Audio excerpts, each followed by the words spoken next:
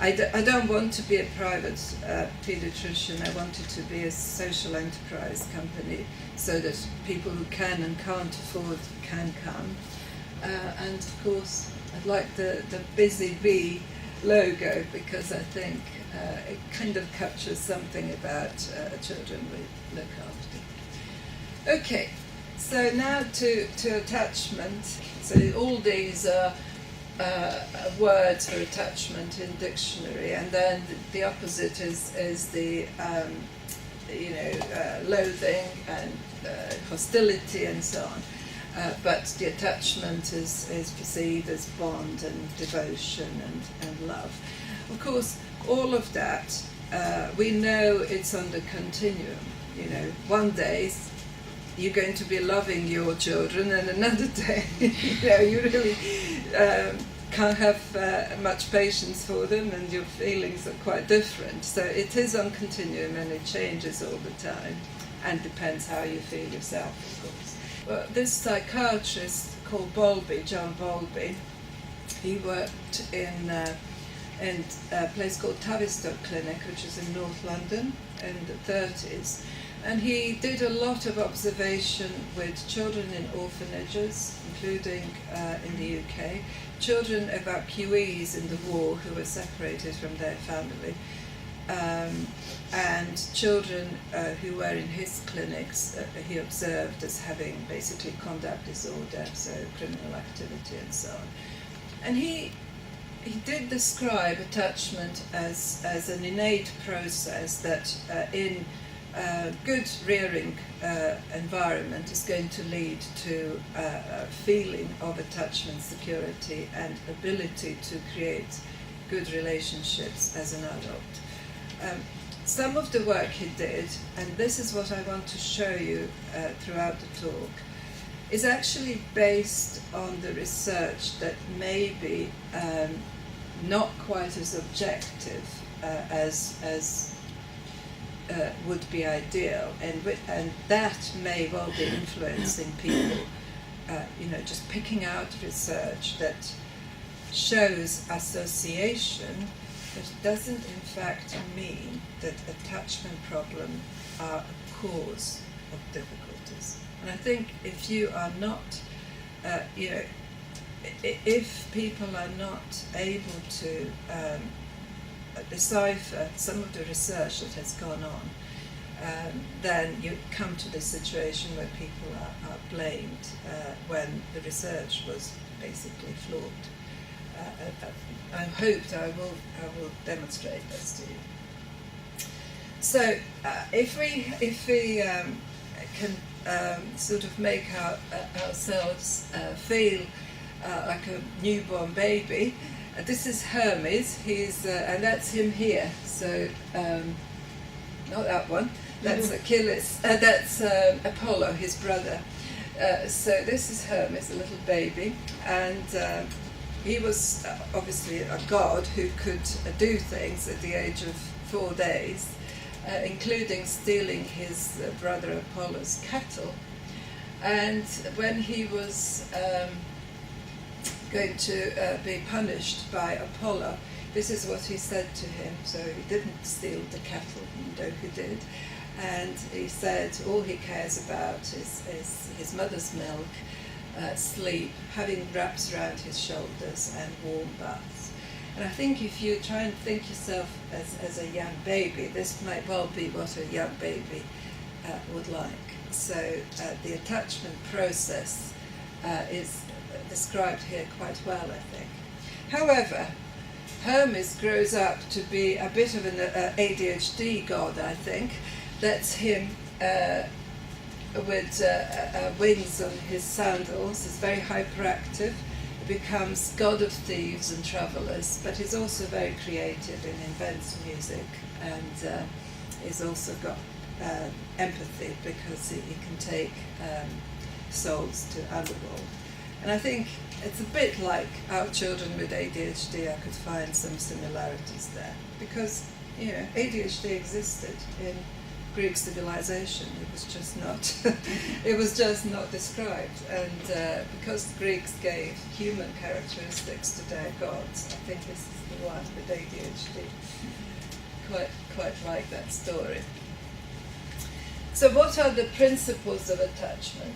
First of all, it's a dynamic process, like I explained. So it's not just passive from a parent or you'll find a lot of researches about mothers. I'll say parent, it's not just passive. Baby is not passive to what you, as you know, it's not what you give, it's what the child gives as well.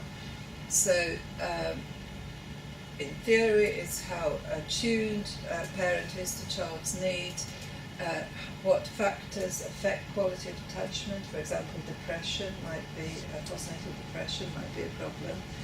And the important thing is that we have different attachment styles, but it doesn't mean that child is disordered as a result. Attachment disorder is very rare indeed, and it's probable that, I would say less than 1% of children in my clinic would have attachment disorders.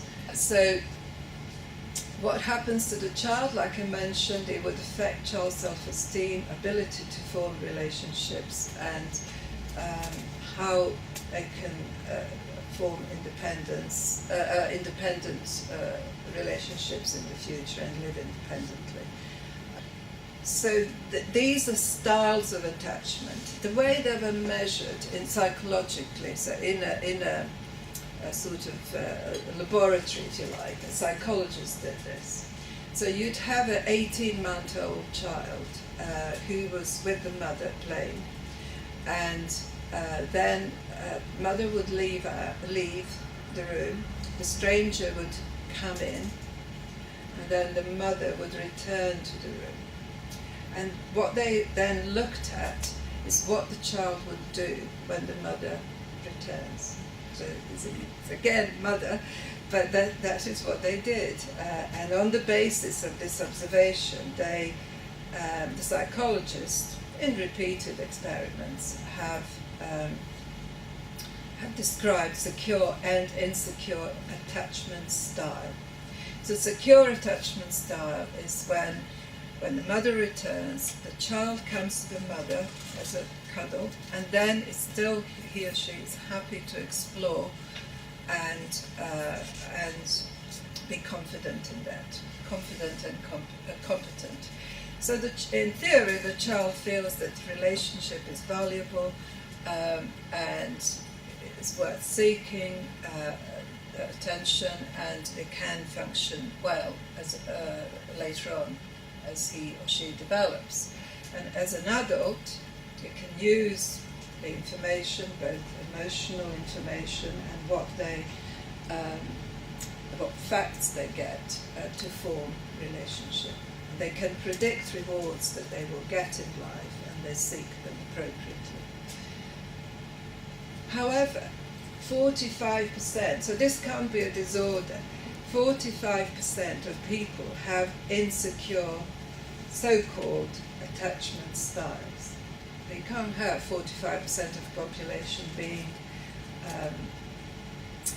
in some way pathological.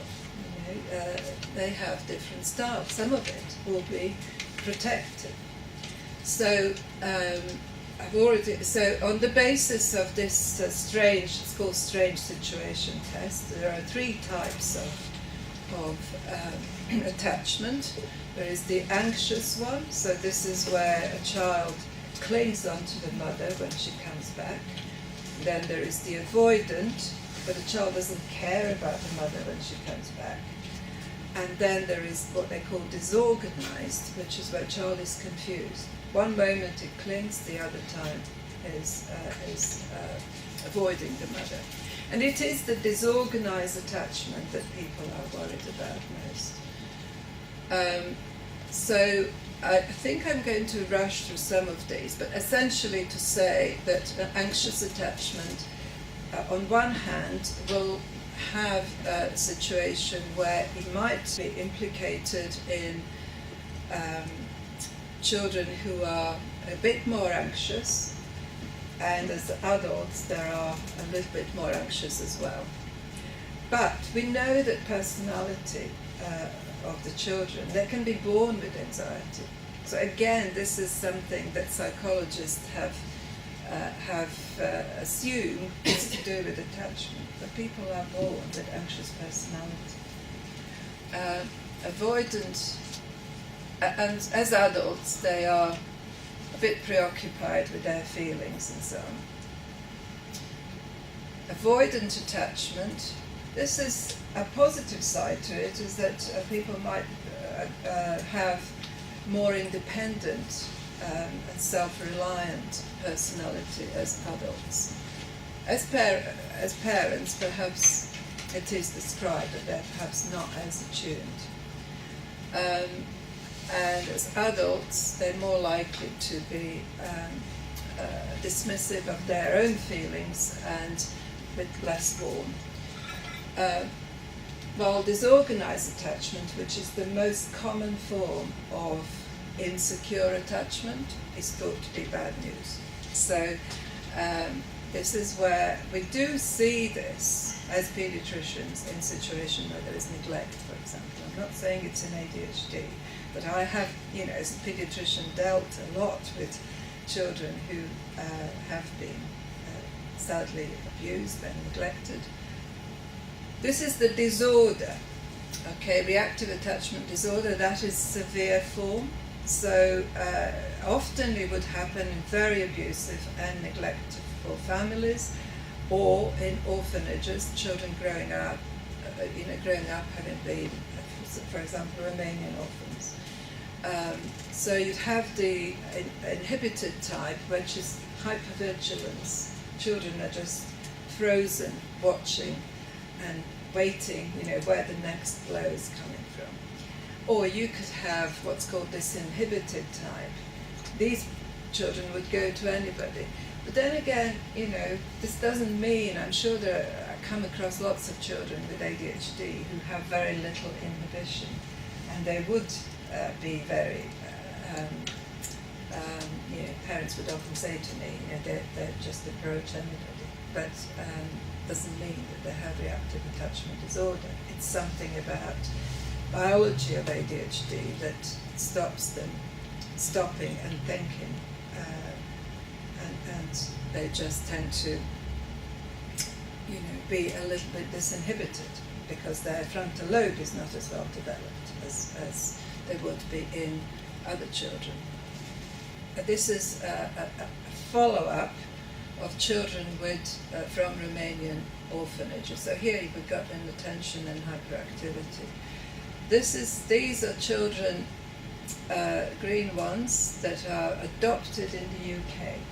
So assuming that they haven't been to orphanages, we don't have orphanages anymore. And these are children from Romanian orphanages who were adopted less than 6 months of age. And these are the ones that were older than 6 months. And the ages are 6 to adult. And you can see how much more common ADHD is in these children. So you have to be pretty extreme to have that amount of neglect, to have ADHD as a consequence. And there are quite a lot of things that we're looking at, but that's autism diagnosis here as well. So you can see that lots of children, 5% is around here, which is normal for ADHD population, so it's 5% within population. It's a bit more if you are adopted. I have noticed that actually children who are adopted in this country will have higher prevalence of ADHD. That's probably something to do with why they were adopted. It may well be that there were problems with drug abuse in pregnancy. Sorry, are you saying that ADHD and attachment disorder have the same symptoms? What it is that it is assumed that these children who were adopted after 6 years of age have got attachment disorder. And attachment disorder and the insult that happens with lack of environmental stimulation to that degree and lack of primary carer to that degree, it then produces symptoms of ADHD. So it has to be extreme. The point is, it still responds to medication. So there is an environmental component to ADHD, but it is a much bigger genetic component. So if you have twins, identical twins, you are going to have ADHD in a second twin in 70% of the cases. So it's much bigger genetic component. But if you are subject to extreme environmental deprivation, such as Romanian orphans, you are also going to have higher risk of ADHD. So here, the risk goes up from 5% to about 20%, 4%, 4 times higher. And really, that was extreme. You know, that you don't have that kind of, unless people are extremely neglectful and abusing, which, as I said, I haven't seen very much of the 2,000 patients that we have in the clinic. The attachment styles are something completely different, and I think that's what the confusion is. The research was interpreted in a way that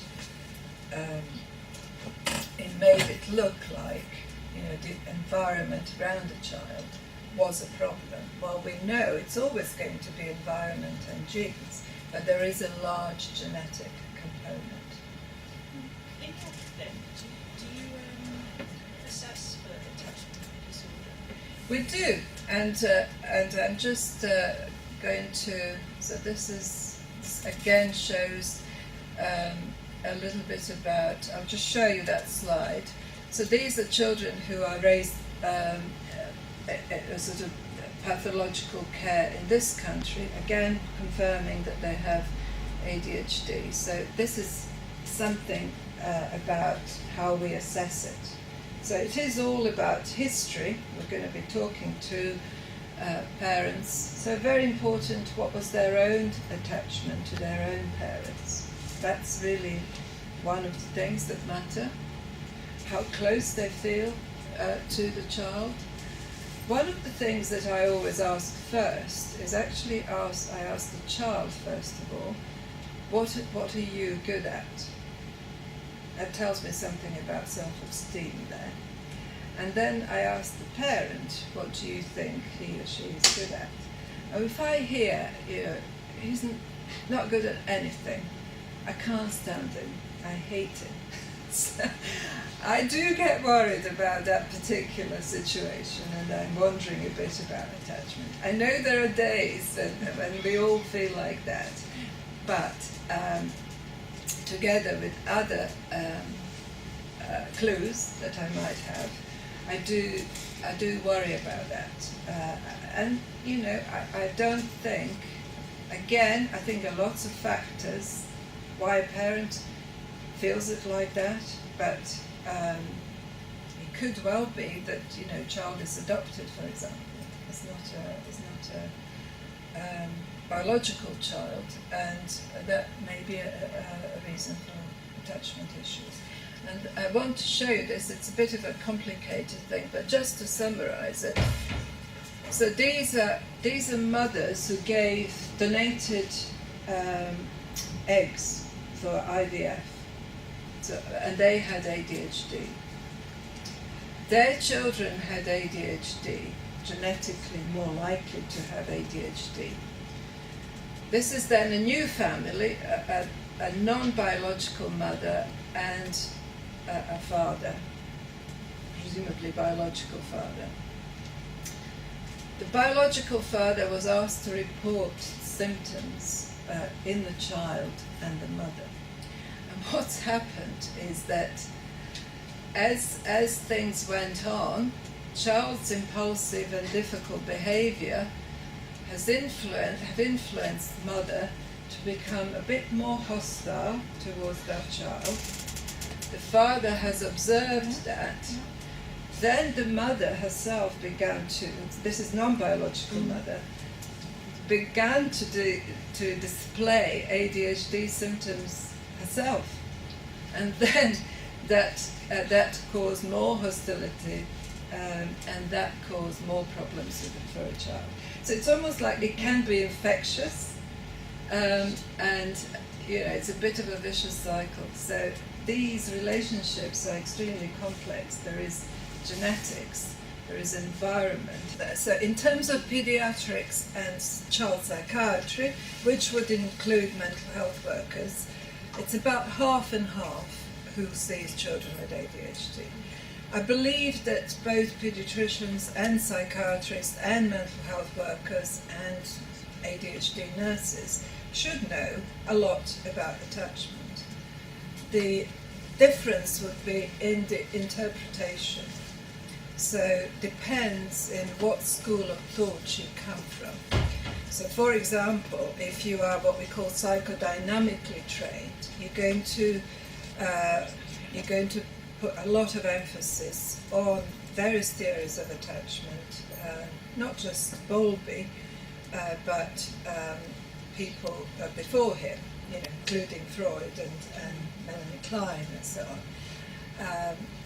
And later on, you might have revision of that theory. For example, when it comes to blaming of the mothers, there has been a revision of that, looking at research and saying mother doesn't have to be with a child 100% of the time and provide this warm, amazing parenting. Children can survive anyway. And there are resilience factors. I often call that, the dandelion and the orchid type of child. You can have a child that you just throw anywhere and it will thrive, and you need somebody who needs extreme nurturing in order to thrive. And I think that is where ADHD probably falls, more of an orchid rather than that type of child. But I think the difference is in emphasis, and I would like to think that people within pediatrics are a little bit more optimistic, and that if you have psychodynamic training, you're going to be much more likely to make a diagnosis of attachment disorder or attachment difficulties. That doesn't mean that that's necessarily a good thing. One could argue that pediatricians perhaps don't know enough about it. But I don't think that's the case. I think we do see an awful lot of children with various problems. Pediatrics is becoming a mental health problem at the moment. For example, I go around children's wards where lots of girls are admitted with self-harm and overdose. Now, I'm teaching all my junior staff to assess for ADHD because I know that the outcome of untreated ADHD in girls and women can be really, really difficult. Depression, self-harm is very common. So we are aware of that, and we do want to pick it up, because I think early diagnosis is essential. They don't all need to be on treatment with medication, but I think if there are problems with attachment, and this is what I find in my work, some parents are worried about giving labels to the children, which is fair enough. And I don't want to be there, giving labels for the sake of saying, all is fine, the child just has ADHD and that's it, or giving medication where it's not warranted. But I think giving the diagnosis may well be a beginning of some kind of healing process between the parent and the child, because people do then get understanding why the things as they were. Could I just briefly ask you to elaborate on body signals? eating pattern and toileting. Yeah, so this is when things can go extreme, for example. So I do get worried if the child is smearing feces on the walls, Right. which I do see. So that's a very disturbed behaviour in some way. And there are other different levels. So there are ways that children can talk with their bodies.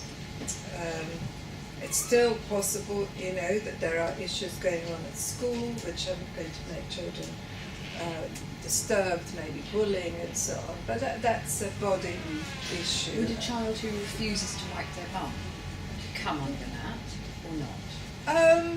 I think that's more about wanting to be oppositional, possibly. Right. So I think I had quite a lot of slides about that, but I might as well just talk. I don't know where I am with slides, so I'm just going to be talking about that. So what seemed to be happening, the disorganised attachment style I was talking about. Well, it's ADHD is going to, the child is so poorly controlled himself or herself that adults around the child are going to need to, or feel that they need to, give structure, like you said, and control the behaviour. And of course, if anybody tells us that, something about our behaviour all the time, to do things this way or another, we're going to want to rebel against that. And although the child needs that kind of approach to be able to function, to them it still feels like too much control. So that's a challenge. How much control can we give without making things too difficult? Does overeating come into eating pattern? There is, obesity and overeating is certainly one of the issues that we see in ADHD, and so is anorexia.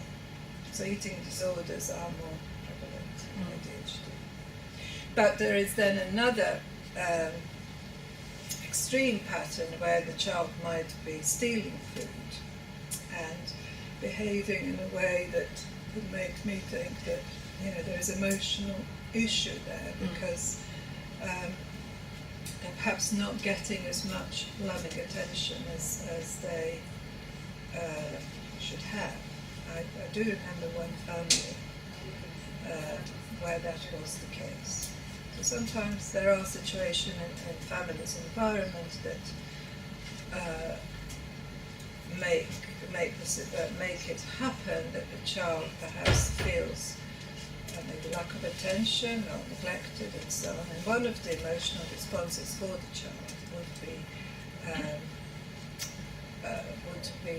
stealing food and eating. And they wouldn't necessarily get obese in that situation. That's a different thing altogether. You can have obesity in order to comfort eat, but you can also have overeating and stealing food as a need for emotional warmth. Children with ADHD are difficult to assess for attachment in a formal way, but this is how people have done it in the literature, in research. Okay, so they have taken a group of children and followed them up and found that some who have oppositional behaviour and ADHD are more likely to have disorganised attachment.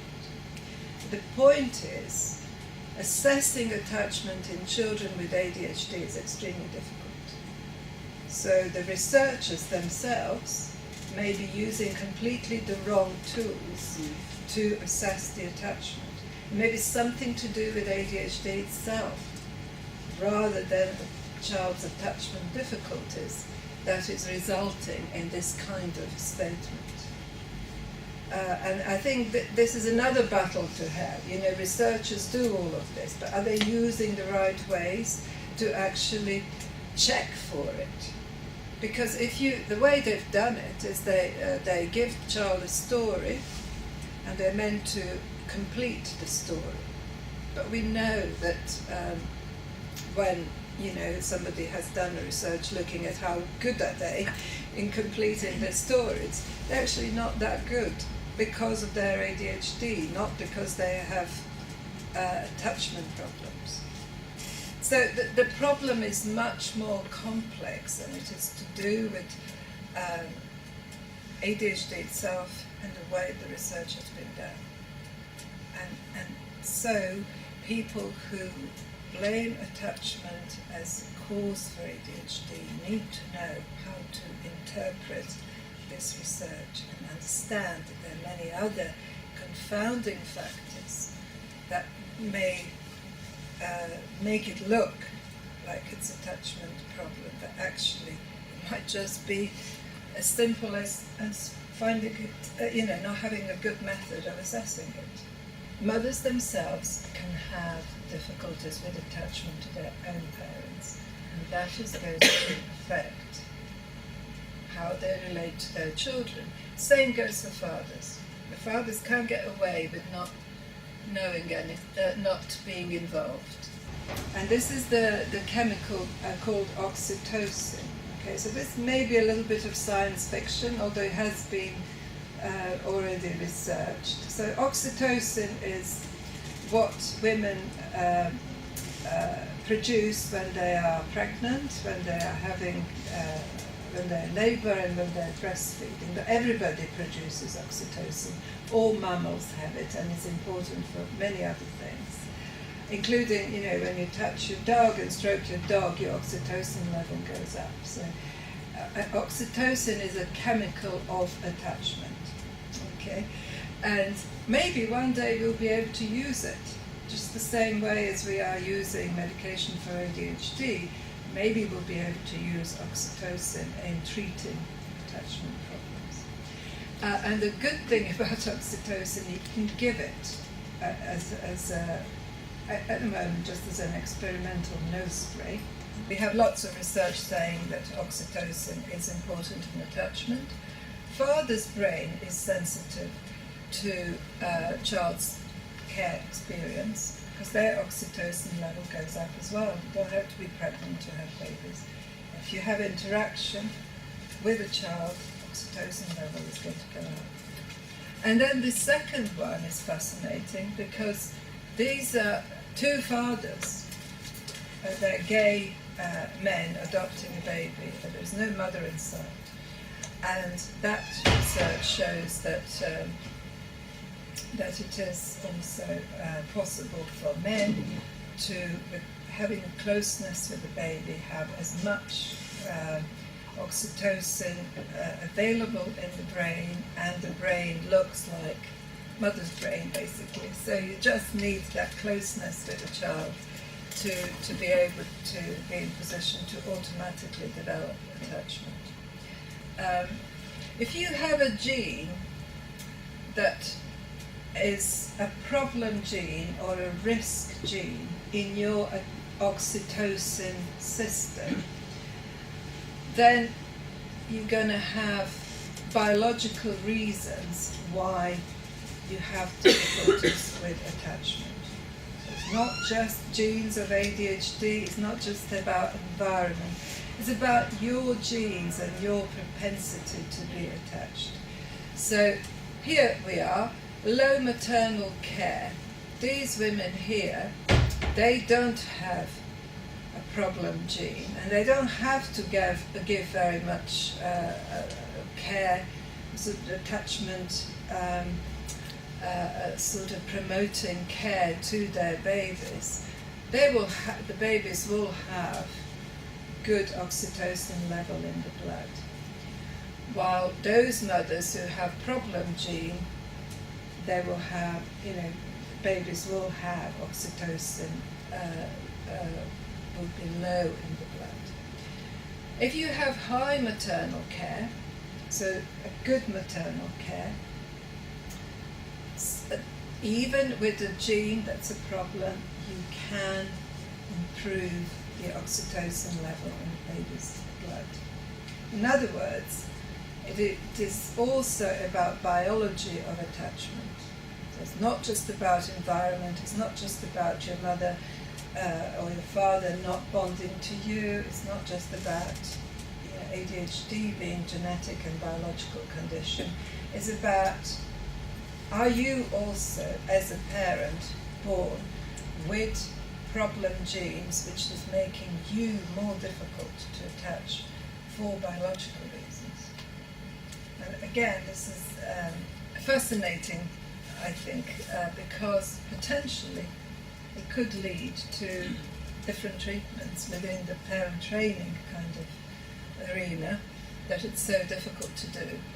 So it's already been done, but my sort of vision, and it's not just me, is that here we have anxiety and stress about having ADHD in our family.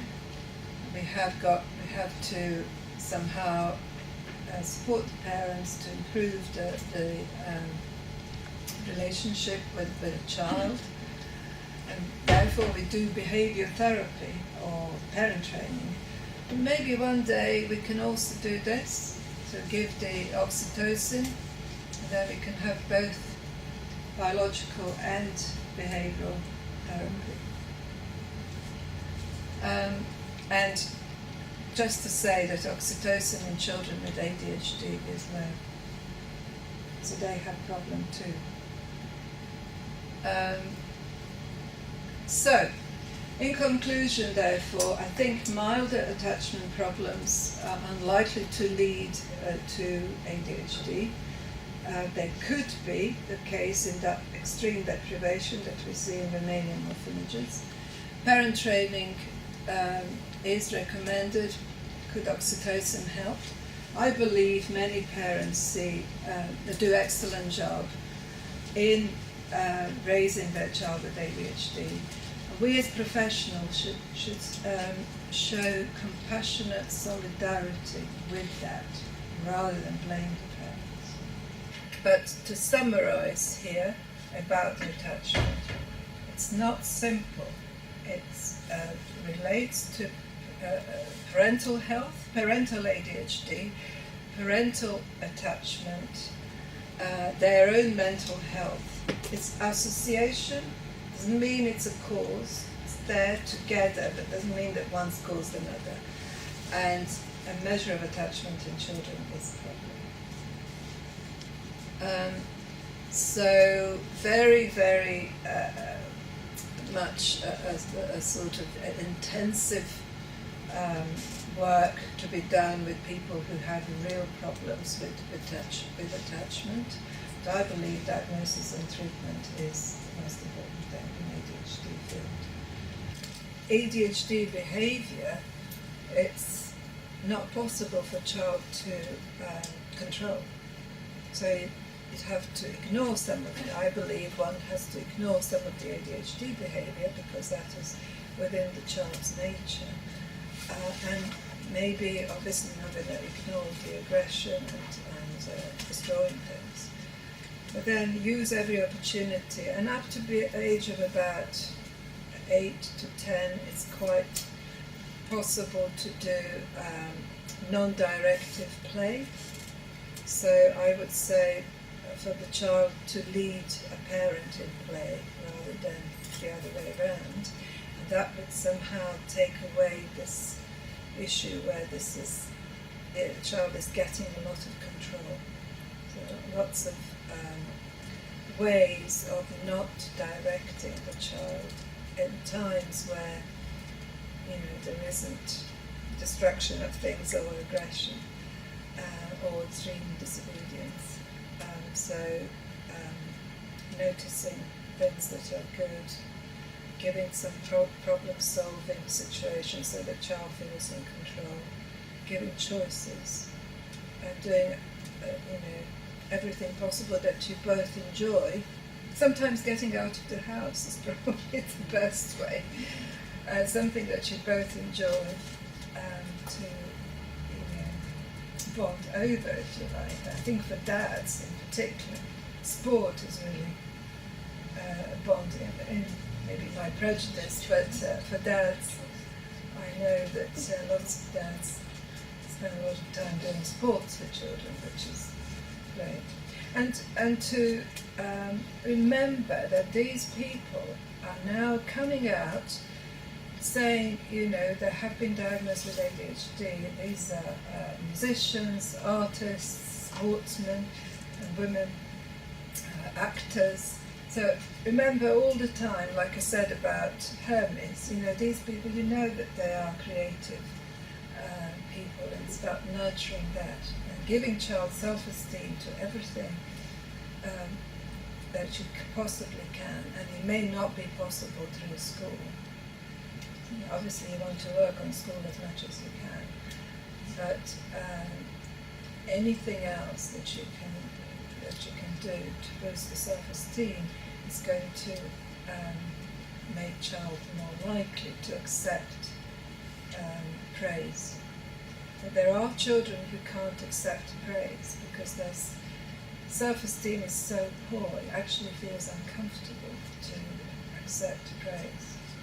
Well, the actual problem is a neurodevelopmental disorder that has then become associated with oppositional behaviour and so on. Some children didn't speak about other types of problems associated with ADHD. There is something called callous unemotional trait.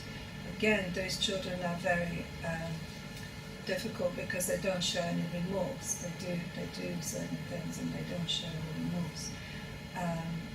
Aggressive things, but you know, even they have been found to have genetic issues related to them.